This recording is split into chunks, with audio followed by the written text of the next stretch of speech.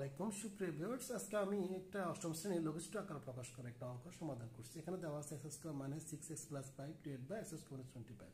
তাহলে আমরা প্রথমে যেটা করব, প্রথমে এটাকে মিডল ফ্যাক্টর করব আমরা।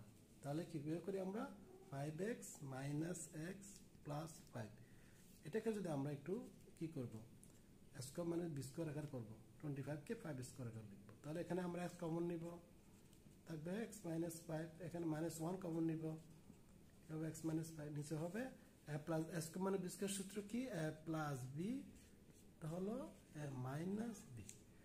তাহলে কি থাকে এখানে x - 5 x - 1, নিচে হবে কি x + 5 x - 5।